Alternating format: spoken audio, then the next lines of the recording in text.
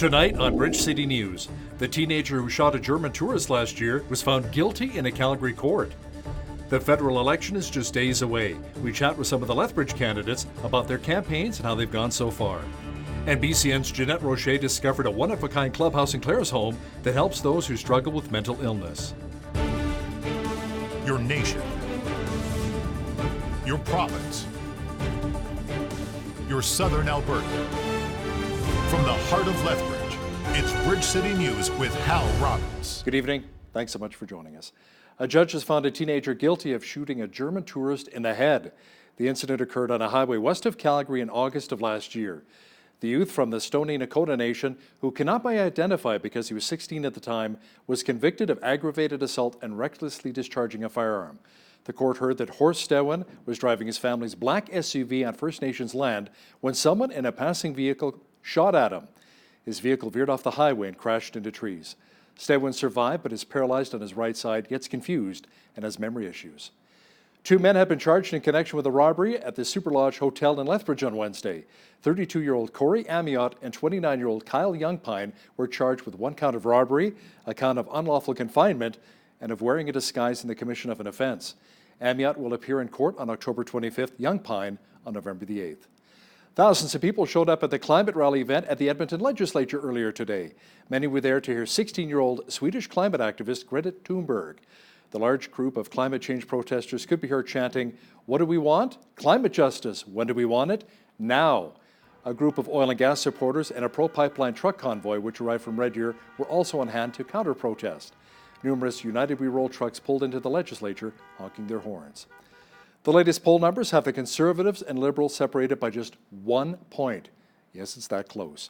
With just a few days left to go in the federal election campaign, local candidates say they are ramping up their efforts to get the most votes. BCN's Loris Alexander spoke with some Lethbridge candidates to find out their strategies for success. Election day is coming up and Lethbridge candidates are still out canvassing and lobbying for votes. Green Party candidate Stephanie Watson says finding the time hasn't been easy, and that goes for volunteers too. We have a lot of amazing people in Lethbridge who want to volunteer and get out and support and stuff, but because of their economic status and stuff, it's really hard for them to do that because there's this huge, many of them are working multiple jobs, have families, are volunteering for all these other things. So an election is just in addition to all of that, right?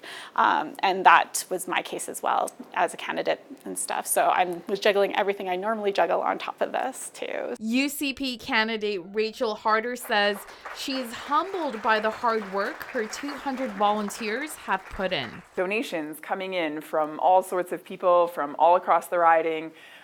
Just again, tremendous generosity, and the time that we've spent at the doors, of course, has been since the beginning of June, and we've managed to knock about 31,000 doors so far, and we still have more that we'll be knocking throughout the next couple of days here.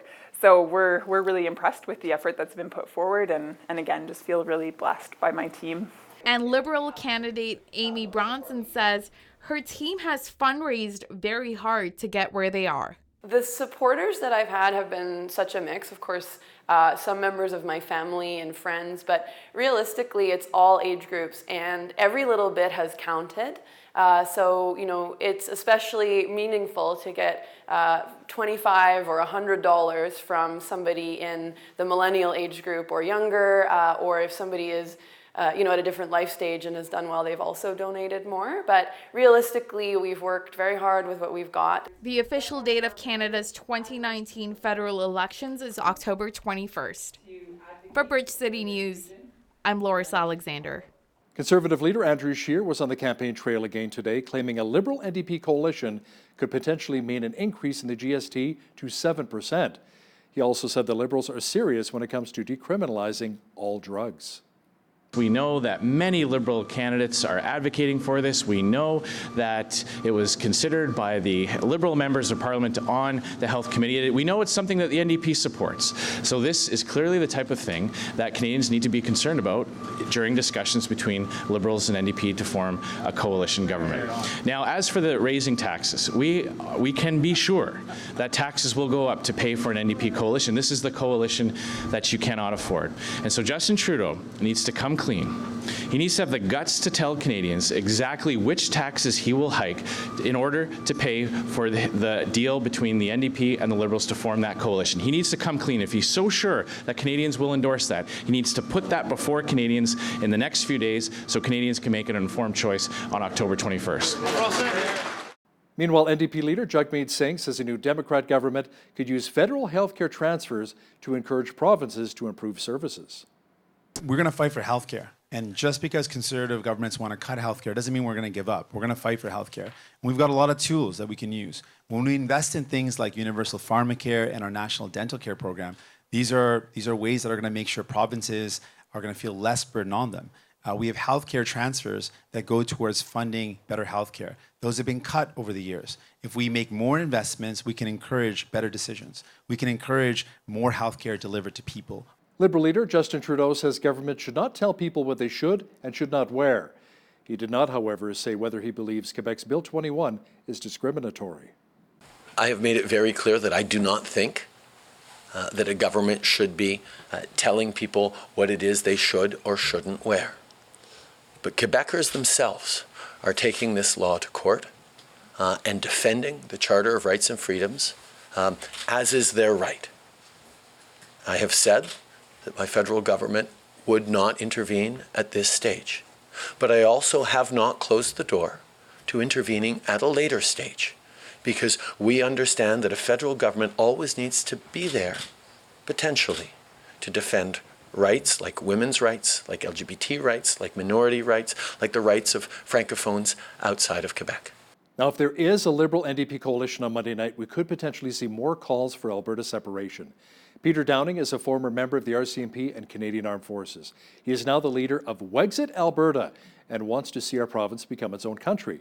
Downing says a lot of the frustration stemmed from the way Ottawa neglects Alberta, and he says the movement is gaining a lot of momentum. So the movement's moving forward. We're getting our signatures. We're going out. We're meeting people. We're talking to people about the things that are really important to them. Because, again, it's our values that lead the organization. It's not just about leaving Canada or determining, again, we're not picking up our country and physically moving it. We're talking about Albertans governing Alberta for Albertans. And it's led by those three values: economic liberty, social stability, and Alberta sovereignty. Catch the full interview with Mr. Downing discussing the potential for Alberta separation coming up after business news. Former Canadian Prime Minister Paul Martin will be in Lethbridge tomorrow. The 81-year-old will be receiving an honorary doctorate of law from the University of Lethbridge at this weekend's convocation ceremony. If you're interested in attending, Martin will be receiving the award at 10 o'clock tomorrow morning at the U of L. The 2019 Canada West Women's Rugby Championship is being hosted in Lethbridge. The hometown Pronghorns took on the four-time conference champ Calgary Dinos in a semi-final matchup. Ainsley O'Reilly headed to the U of L Community Stadium to hear from coaches and players about their quest for the grand prize. The Canada West Rugby Championship sports some of the most competitive and high-level matchups in the country. For the U of L Pronghorns, home field advantage is truly a leg up. Honestly, considering we didn't make it last year, I think that's really important for the whole team, like even the girls that have been here for years. I think it's just a super cool feeling to have all of our fans here and be on our home field and just show off what we got and really get out there. For head coach Neil Lankoven, each team has a shot at the trophy. The conference is incredibly tight. Health and good luck are going to come out today as well, and to see who makes it through to that final. And then it's just really putting it on the line. And it's tough to play two rugby games in the space of 48 hours, but these women are pretty amazing. The Calgary Dinos come into the tournament with 3 Canada West titles, while Lethbridge returns to the Canada West Championship after missing the playoffs last year. We've got our front row's done a great job all year, and then we've got Keegan Brantner, who's been our captain, and Abby Newdorf, and then our wingers in the back, Jenna Wright and Haley Driscoll, have been really solid and good leaders all year. Players say that team chemistry and mental toughness are important keys to tournament success. We're a good team. We know what we're doing. We're really strong on the field, and the better we do emotionally and together, better we're going to do on the field for sure. The tournament finals are set for Sunday. For Bridge City News, I'm Ainsley O'Reilly. We recently observed Mental Health Awareness Week. Now, there's a clubhouse in Clare's home designed to help those struggling with mental illness and deal with those off days. Jeanette Rocher visited the clubhouse and found out that it really is one of a kind. In any given year, 1 in 5 people in Canada will personally experience a mental health illness. Leah Prodzik holds up signs that read off some hard statistics about mental illness. These signs were on display during an event called Sparta Stomp, a fundraiser for Sparta House, a clubhouse where many of its members struggle with stats like this one. The clubhouse is located in Clare's home and is the only clubhouse in southern Alberta of its kind. You just have to have a mental illness diagnosis. So you don't actually have to be referred. Anybody can pop in, and as long as they have a diagnosis, they're welcome to be a member. Sparta House is its complete own entity. It's not really something you can find. It's because most clubhouses designed for members struggling with mental illness are structured and have mental health professionals working within them. We're just a social recreation environment that, you're having a bad day just because it's a bad day. So it gives people a chance to just come and be themselves without worrying about assessments or the potential of, going back into the hospital. Sparta House has 95 members. Joy is one of them. I try to be as involved as I can here. These people, the other members are, to me, like extended family. The members feel a sense of ownership over Sparta House because it's completely run by members for the members. Often people with a mental illness, they get looked at as somebody to pity, feel sorry for, or fear, when really the reality is that they actually are somebody that should be admired and looked up to, because for the most part they're held to the same society standards and expectations as everybody else. And they're doing it with this constant battle in their own brain that nobody can see. For Bridge City News, I'm Jeanette Rocher. The Lethbridge Chamber of Commerce held their annual Business of the Year Awards banquet last night. The Chamber recognizes the contributions of businesses, entrepreneurs, and professionals in the business community. There were 12 different categories, including the Top Business of the Year and the Best New Business. Entrepreneurs were also recognized for environmental stewardship, Indigenous engagement, and excellent customer service. We're celebrating our 130th year in Lethbridge, and it's a special evening to recognize those businesses that are really going the extra mile and really making Lethbridge proud. We had over 80 businesses nominated for awards. So most of them are here and are present. And then we have, of course, our long-term members that, just truly believe in our community and supporting the Chamber. The Top 40 Under 40 Award was also given out and went to Sydney Wackaruk, who is the Alumni Relations Coordinator at Lethbridge College. The Lethbridge Park and Ride Transit Terminal is now fully operational. It acts as a hub for local and regional transit providers. Lethbridge Transit, the Red Arrow, and the Highway 3 connector are all under one roof. The terminal also has site security, lost and found, and parking costs about $105 a month. Lethbridge Transit Breeze cards can also be purchased at the Red Arrow ticket office. It appears as though the City of Lethbridge will not see any curbside compost pickup for at least another 4 years. City Council recently voted against the potential initiative by a 7-2 count. Council decided to postpone the idea until the next capital improvement program deliberations. Mayor Chris Spearman voted for the program, but Councillor Jeff Carlson voted against it, saying there would need to be significant capital costs and ongoing operational costs which are not available right now. The program would need about $17 million for a one-time capital investment. That would include new bins and trucks. Operating costs would be about $5 million a year. There are apparently new rules put in place which were used to prevent faith-based summer camps from obtaining funding from the Canada Summer Jobs Grant Program. Now that's according to the Justice Centre for Constitutional Freedoms. Joining me now from Calgary to talk about it via Skype is one of the group's lawyers, Marty Moore. Marty, organizers at 2 of the summer camps have taken issue with these rules and are now taking the feds to court? Right now, we have the 2019 Canada Summer Jobs Program before the courts. In 2018, of course, people remember that the federal government imposed essentially a values test by making everyone a test to respect certain rights regarding sexuality and abortion. And in 2019, the government dropped that attestation, likely in response to court challenges raised by the Justice Centre and others. But for 2019, the federal government has created a whole swath of new rules. And these new rules have been used to deny summer camps funding through the Canada Summer Jobs Program across the country. And so we've represented 2 summer camps, one in Nova Scotia and one in Ontario, to challenge these new rules and to challenge the decisions of the federal government, which we really see as essentially discriminating against religious organizations participating in these federal government programs. When, in fact, will this be going to court? We anticipate a court date coming up in 2020. The litigation process is moving along, but it doesn't move quickly. So the next court date anticipated in 2020. Marty Moore with the Justice Centre for Constitutional Freedoms. Thanks for joining me today from Calgary. You're very welcome. Thank you. At least 62 people are dead and 36 were injured following an early morning explosion during Friday morning prayers at a mosque in Afghanistan. The blast occurred in the Day Bella district near the Pakistani border. Violence in the region increased around the same time of last month's presidential election. The UN said in a recent report that violence against civilians has reached extreme levels in the third quarter of this year, reflecting a spike of conflicts between rival political party supporters. The recent stats say 1,174 civilian deaths have been recorded at the end of September. That is the highest number of civilian casualties in a single quarter since it began gathering data in 2009. There are more great movies playing at the Movie Mill this weekend, including The Lion King. With more now, here's another Movie Mill Minute.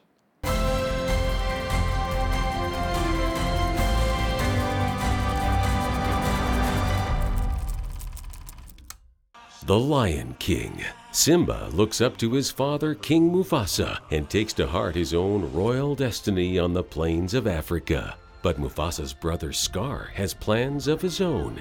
The battle for Pride Rock is soon ravaged with betrayal, tragedy, and drama, ultimately resulting in Simba's exile. Simba must learn the true meaning of responsibility and take back the kingdom. You must take your place in the circle of life. The Fighting Preacher.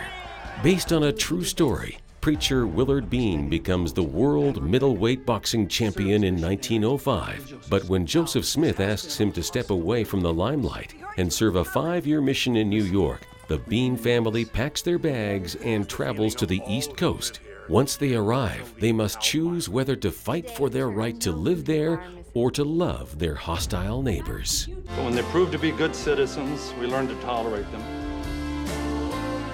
and admire them. You're good people. And respect them.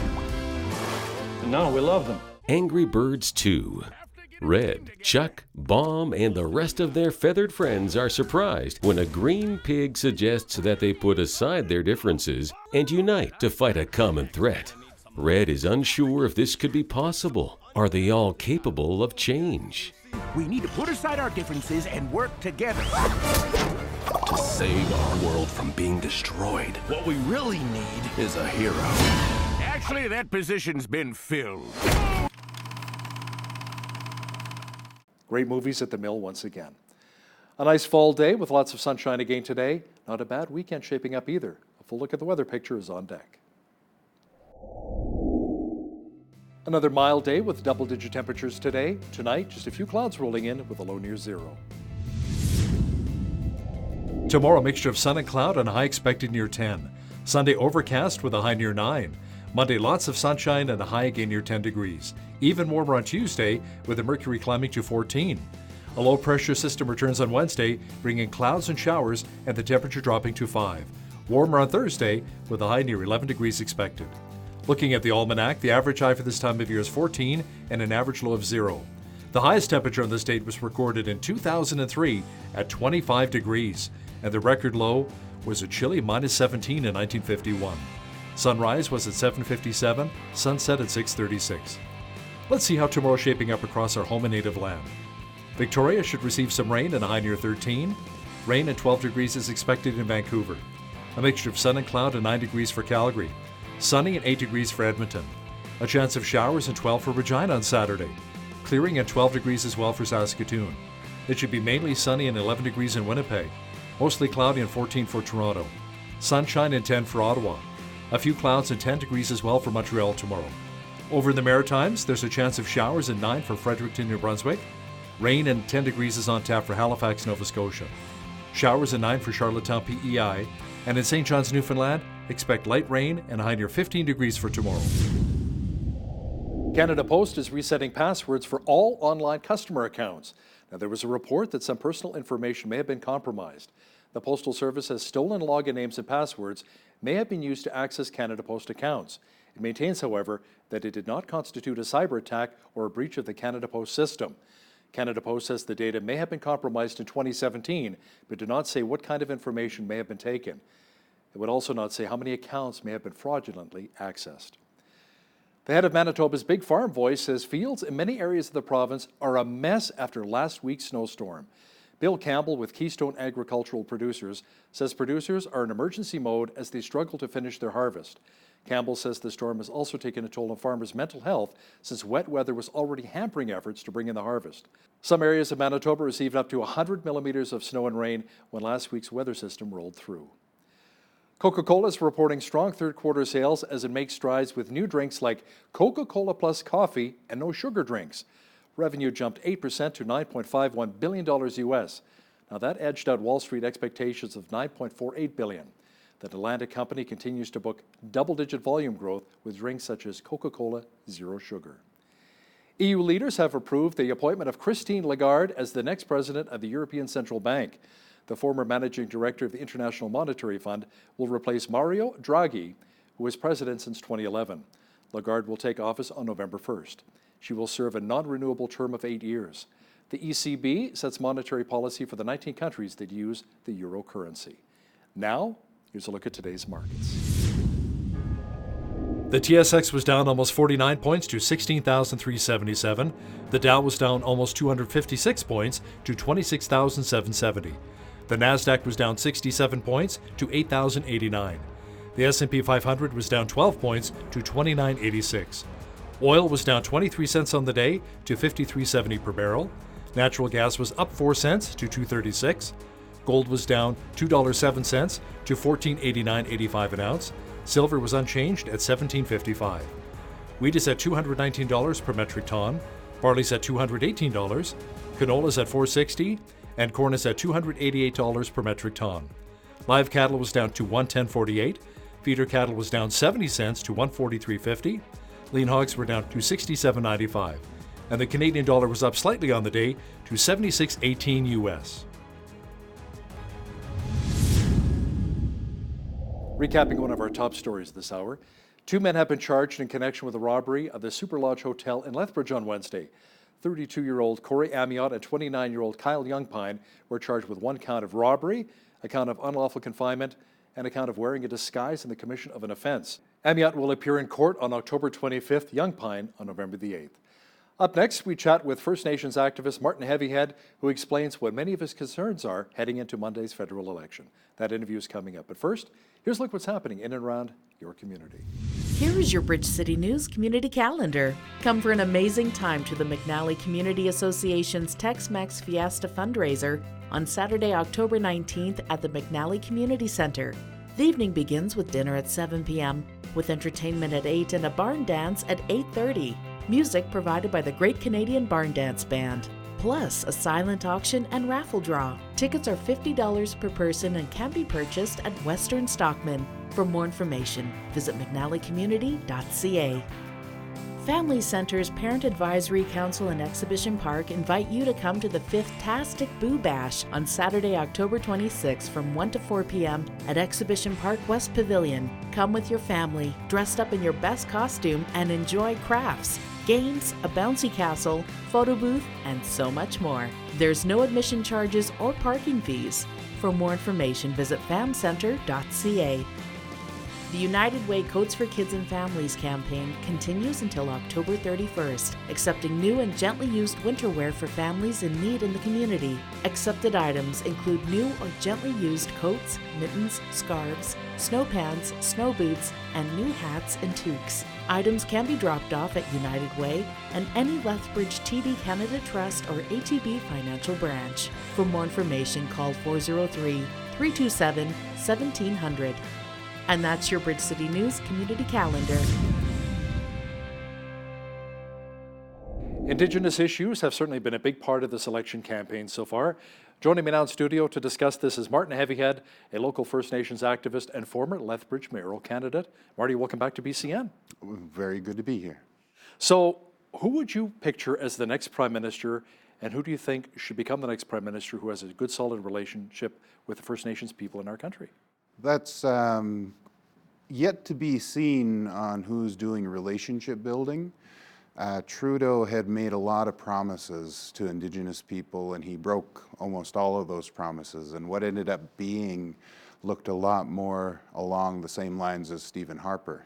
So in 2012, and that election, there came this huge surge in Indigenous voters across Canada, and that's one of the reasons why Trudeau was able to get to the power that he did, was that I think on reserve it went up to 65% of the voting population that was able to vote came out to vote, which is huge compared to previous years, though there's not a whole lot of data on voting behavior on reserve. At any rate, a lot of people that I've been talking to really do like Jagmeet Singh. At the same time, there's people who are just going to hold their nose and vote Liberal because what Andrew Scheer or Maxime Bernier represent is something can be potentially pretty frightening for Indigenous people. Including pipelines. Some tribes are saying we don't want pipelines, it harms the environment, it's going through our territory, it's not good, but then there are other tribes that are in full support of it. Mm-hmm. What are your thoughts? Well, anything to get out of poverty. There's a lot of, poverty is more than not having money. However, there's a lot that certainly helps to have money when you're in a state of poverty. Well, and you create jobs too with the pipelines at the same time, right? That's how it's being sold. Though I think that there's more of a strategic plan involved in what is going on with pipelines, and I don't think it's very positive. What I think the strategy is that the federal government are buying the pipelines, so then they're trying to get Indigenous people to buy into the pipeline because they know it's going to fail, because they want to wash their hands of the pipeline business. And they're like, we know this is going to fail. We don't want to be the ones responsible when everything hits the fan. So let's have Indigenous people buy into this so then we could say First Nations mismanagement and wash our hands of it. That's what it seems to be. But at the same time, at face value, they are making this argument that it is going to be great for money, it's going to be great for business and whatnot, though that's only along the line of the pipeline. The people that they have encountered going from Alberta to BC are in support. However, Indigenous people are not a monolithic group. So there is a lot of anti-pipeline activism going on to this day, and when they try to build it, there will be protests. Let's talk about clean drinking water, in particular in many reserves across Canada. People thought that Justin Trudeau has dropped the ball. What are your thoughts on this? I think that he's been doing the best that he could with what he has. A lot of reserves are very isolated, and there's no infrastructure there to have water purification systems and lay pipes out there. Like even on Blood Tribe, we do have a water purification plant, and in the communities are linked up by pipes and plumbing. But off in the middle of nowhere where I grew up, we had to have a cistern, so we would have to haul water in every 2 weeks. And there's a lot of reserves that are like that, and some places still don't have plumbing or access to water. So ultimately, I think that he's tried, and there are some successes, but places like Ottawapiskat are still having horrible water problems, and same thing even with Musquechees up near Edmonton. They were at one time one of the wealthiest 4 bands, Ermineskin, Louis, Bull, Samson, and Montana, but their water is so polluted, it smells like methane, that it's not going to be an easy fix.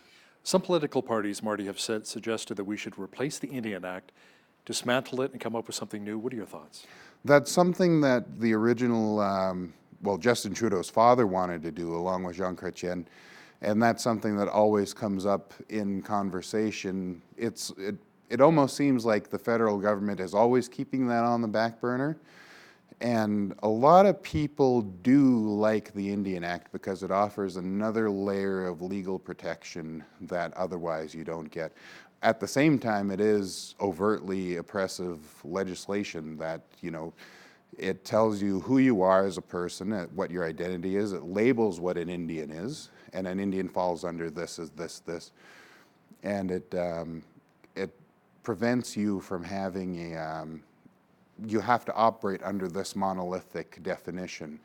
The Indian Act created chief and councils. We didn't have chief and council, not anyway. You know, they needed some way during colonization to fit us in to the Crown's hierarchy, and the Indian Act was the way that they did that.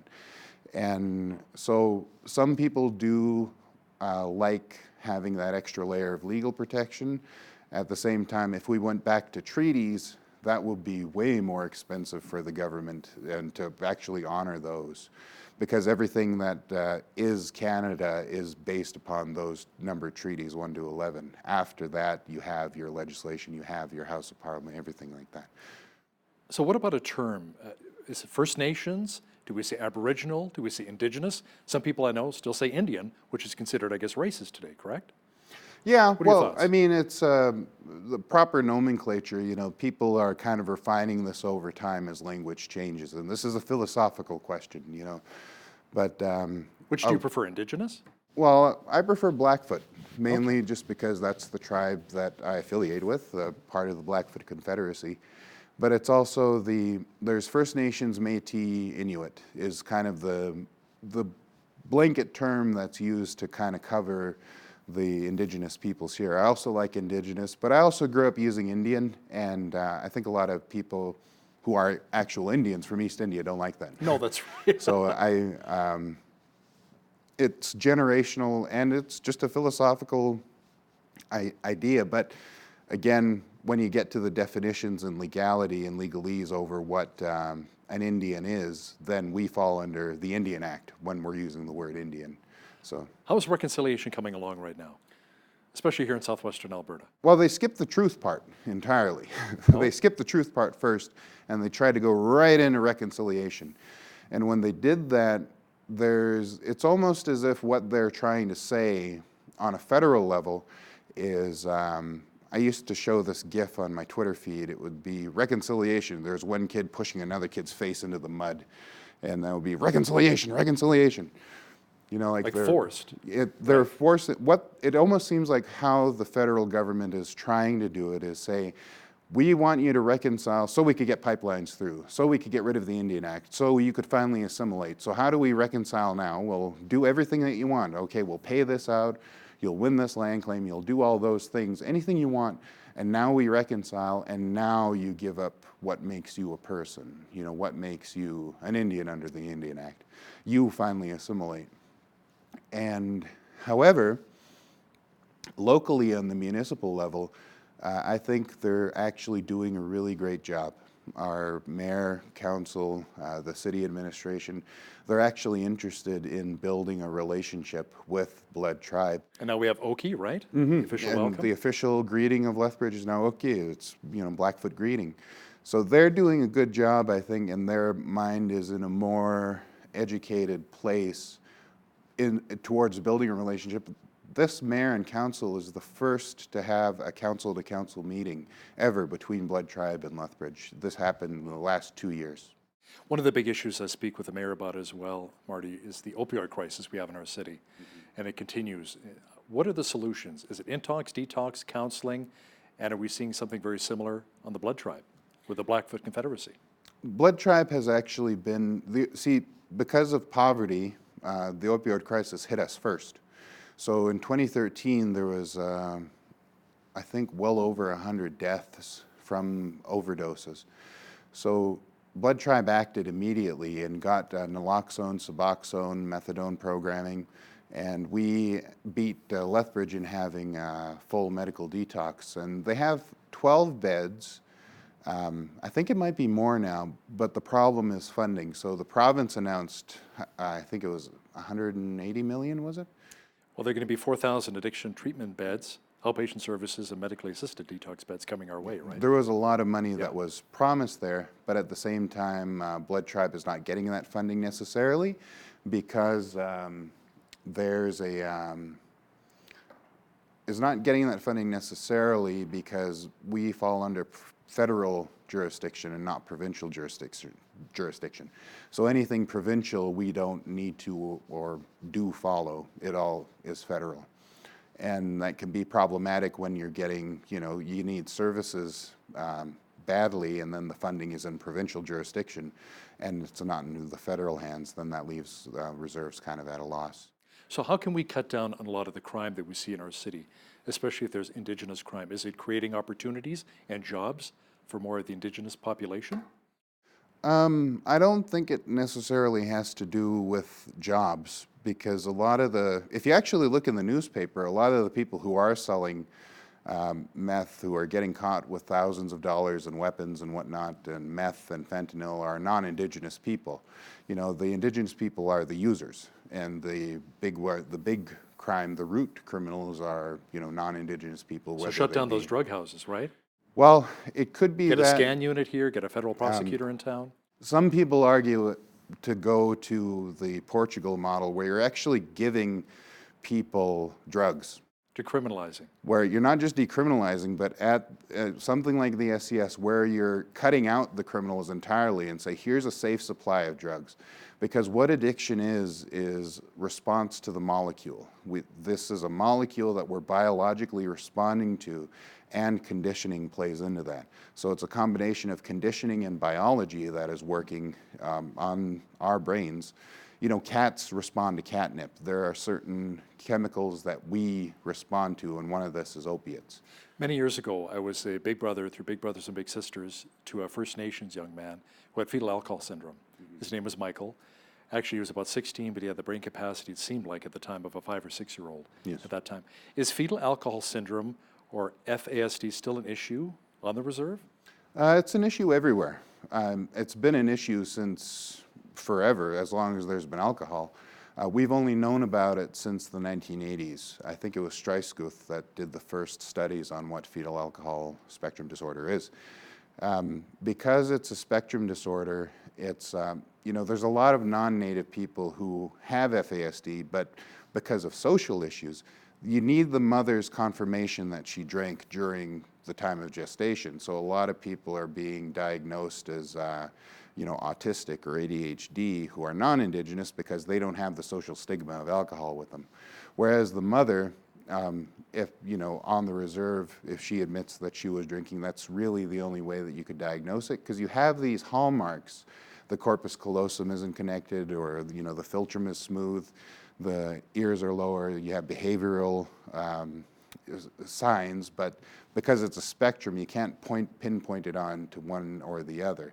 There's plenty of people who are diagnosed with FASD who live happy, fulfilling lives, who go on to post-secondary education, they have jobs, families, what have you. I guess it depends upon the severity, right? It's complex. There's a lot. It's equal opportunity, you know, like it's an equal opportunity.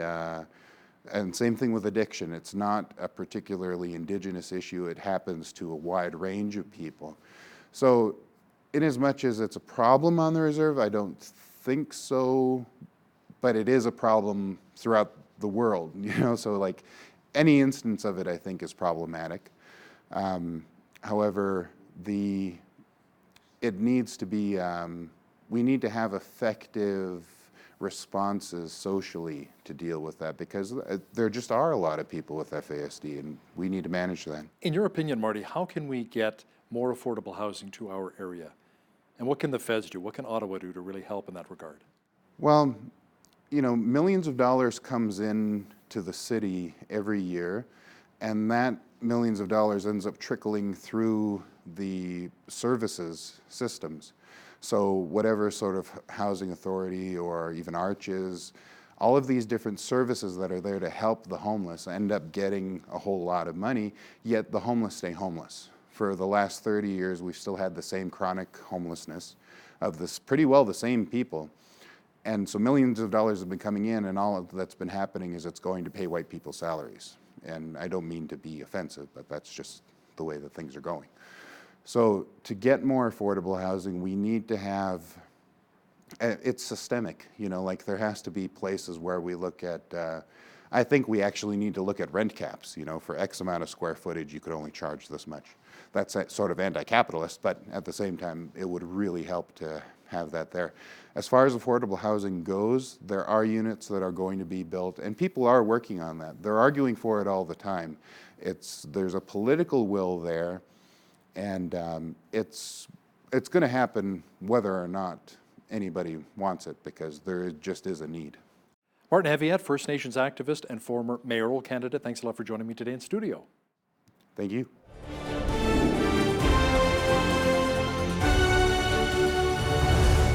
The Alberta separatist movement seems to be growing to some degree, with many Albertans tired of not having their voices heard in Ottawa. Joining me now via Skype is Peter Downing, a former member of the RCMP and the Canadian Armed Forces. He's now the leader of Wexit Alberta. Not Brexit, but Wexit, a group that wants to separate from Canada and form its own country. And by the way, he's pulled over right now. That's why he's not wearing a safety belt. Peter, welcome to BCN. Thank you for having me today, Hal. Now, Peter, a recent online survey conducted by Research Co. shows around 30% of Albertans believe the province would be better off as its own country. Why are some Albertans wanting out? Well, a number of reasons. If you look at the oil downturn, the price of oil, obviously that's our bread and butter of our economy in Alberta. We lost over 100,000 jobs in that time, and we've been kicked on every side, whether it be through pipeline moratoriums with Bill C-69, tanker bans with Bill C-48, a completely unfair equalization program that we send over taxation equalization, we send over $40 billion a year to Ottawa. We've put in $622 billion since the beginning of the equalization program. And all we're being told is that our oil is dirty, that we're being, ungrateful little children, that type of thing. In Alberta, we have 34 seats within the House of Commons. To contrast that with Ontario, there are 121. To contrast that with Quebec, there are 78. Just in the city of Toronto alone, there are 25 seats. And in the city of Montreal alone, there are 10. So those two cities whose their political and their economic interests are fundamentally opposed to ours in Alberta outvote us 35 to 34. Right now, our federal vote does not count. So, Peter, do you believe a big reason why you want out of Confederation, and a lot of others too, is because economically and politically it really favors Eastern Canada? Yes, it does. Obviously, just the numbers again there is that combined with Ontario and Quebec is 199 seats. Alberta has 34. And when you're looking at aging populations in Eastern Canada, Alberta has the youngest demographic. Right now, you have the largest portion of folks who are leaving the workforce right now. They're the highest paying part of their taxes, and they're going to be not paying taxes anymore and drawing down on social services. So it's an upside down pyramid. If you look at the green and the quote unquote green initiatives that I listened to Elizabeth May just last Saturday on the radio, and she said very clearly that the carbon tax has to go up year over year over year. The interviewer asked, when will it stop? Well, it will never stop. And the reason is because it guarantees a dividend for Canadians, which is called guaranteed basic income. We've heard that term before, basically getting something for nothing. And the second part of it is retrofitting aging buildings in Eastern Canada. Think about the Galen Weston's Loblaws Corporation, very friendly Liberal donors, received $12 million in taxpayer funding for high efficiency refrigerators that they could easily afford. So this divide between socialism and crony capitalism, again, we have no say. Our federal vote doesn't count. And there's also, it's not just the economics and the politics. There's also a cultural distinction. It's a little bit different than the Quebec referendum of the 1990s, which was based on nationality and language. But here, I think it's part of the undertone is the values and the values that we have in Western Canada. We are hardworking, decent people who don't want to take what we haven't earned from our neighbors, from our friends. If I want something for my family, I don't want to take it from my next door neighbor. I want to be able to, family is the number one social service, and it doesn't cost the taxpayer a cent. Do you believe strongly if Alberta kept back those transfer payments that it could be self-sufficient, self-sustaining? Absolutely. You could look at Jack Mintz, noted economist from the University of Calgary, said that Alberta has more economic reasons, and there's more benefit to leaving what we call the Canadian Confederation than the United Kingdom has from leaving the European Union. Now, you've held some meetings to gather support here. Former Harper government cabinet minister Jay Hill attended one of the meetings. Is he supporting your movement, and are other current or former politicians jumping on board? Well, I can't speak. I'll allow Jay to speak for himself. I'll echo the sentiment that he said, is obviously not to take the separatist movement lightly. And from speaking from conservative grassroots, blue collar, and conservatives, educated professionals from all walks across industry, whether it be energy, agriculture, healthcare, law, finance, they're saying the same thing, is that, I'm a proud Canadian. They're saying they're proud Canadians right now, and they remain so. But if Justin Trudeau gets elected on October 21st, they'll be supporting the Wexit movement and separatism on October 22nd.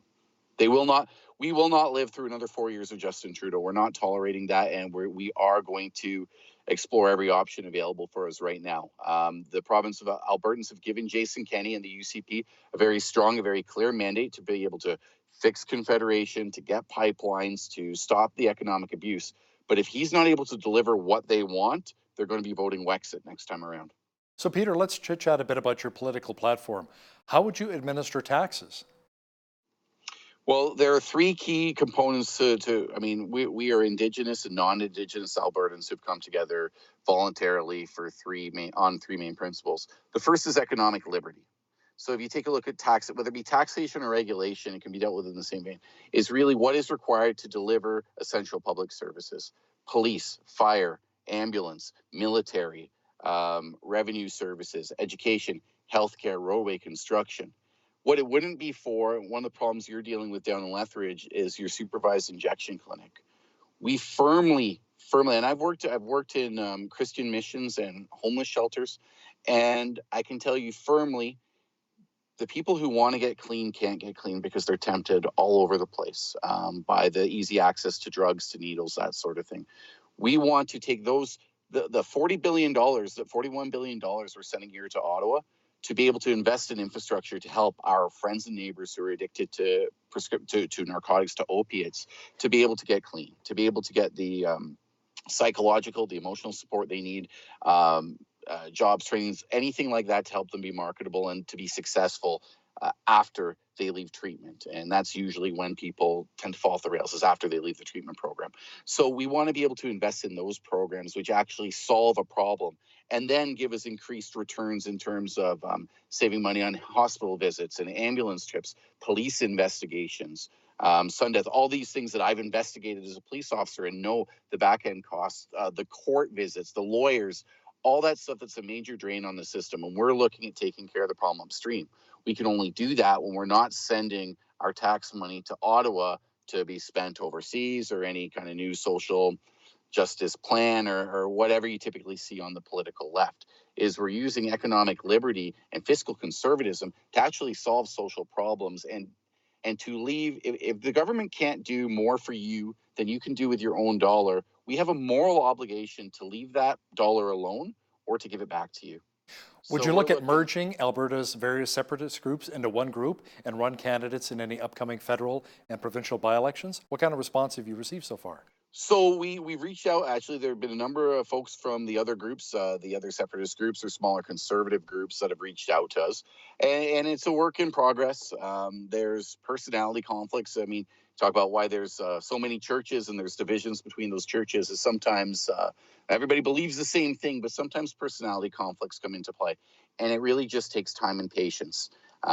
And to be able to be willing to see that through. Yes, we are going to be running a full slate of candidates in the next provincial election or by-elections that are bound to come up over the next 4 years.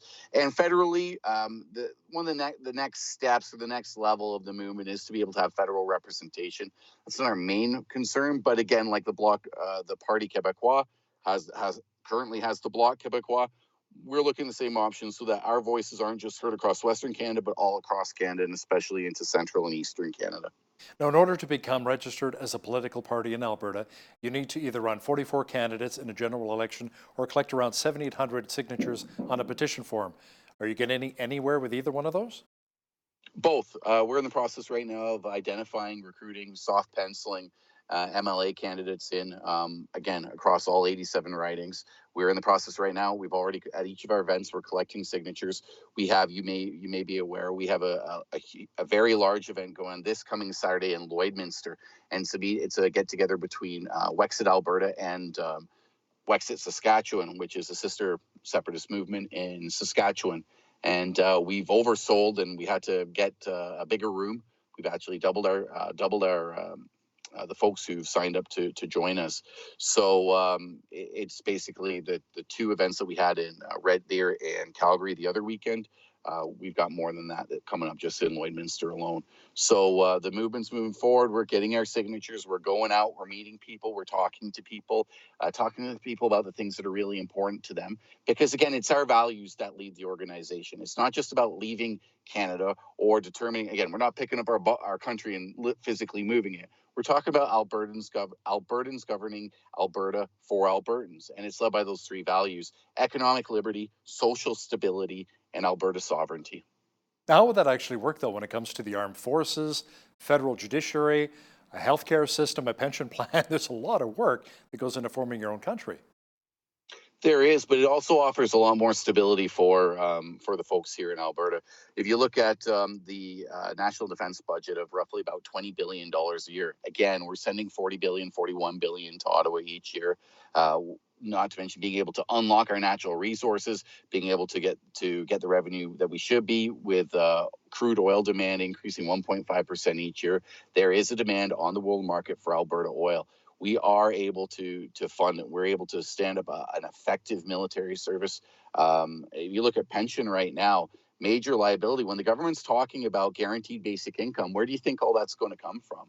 When they want to sell $25,000 a year that to everybody across the country who hasn't earned it, where do you think that money is going to come from? It's going to deplete the Canadian pension plans that currently stands. We're talking about, again, with upside down demographics in the rest of the country, with Alberta having the youngest demographics, a locally administered Alberta pension plan would not only be better funded and not making risky investments into places like Mumbai, India housing corporations, or possibly being pilfered for guaranteed basic income projects, but we also have the portability. Right now, if a couple, God forbid, they're to die in a car crash, that money doesn't transfer to their survivors or to their children. The government keeps it as it stands right now. So we're looking at, again, doing what's right for people so that they can have their own money.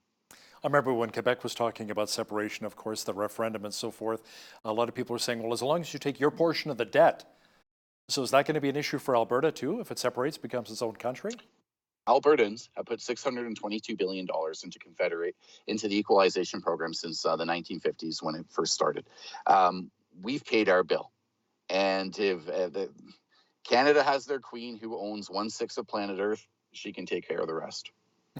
What about Alberta being a landlocked country, province? Now, how would you actually get your products exported and imported?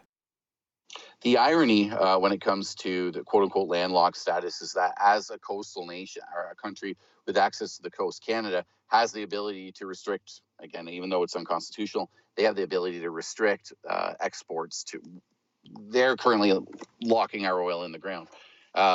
As a landlocked nation, Alberta would actually have access to the coast because Canada has been a signatory to the UN Convention on the Law of the Seas, Article 10, since the 1970s, which allows landlocked countries like Switzerland and Europe to be able to get their products and resources out to coasts for trade. And Canada would have to abide by international law. So we would actually have more sovereignty over our resources as being independent and more access to the coast as being an independent nation. The other side of it, too, is it works both ways.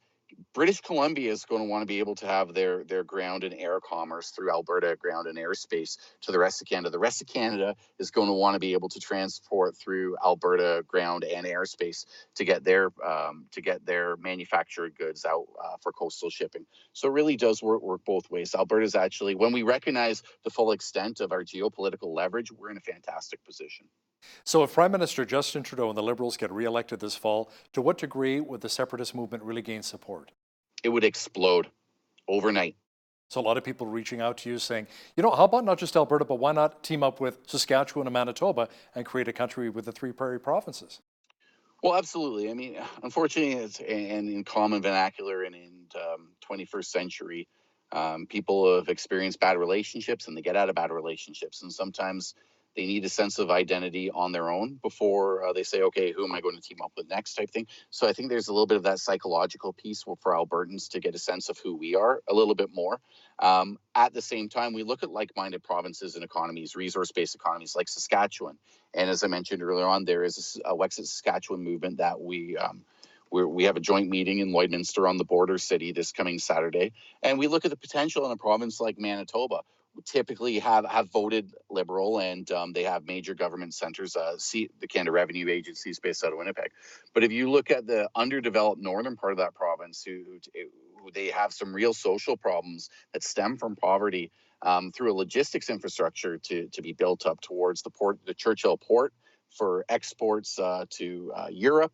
It would just bring so much wealth to that area, and it would just be good for everybody for so many reasons. So we're looking at that in the future, and obviously each province needs to develop their own political response individually, but we definitely look for opportunities. Again, it's Albertans will decide that, and at the same time, we're building the Wexit. We're already building those relationships so that we have good relationships with the other provinces, whether it's as a joint confederation or whether it's separately.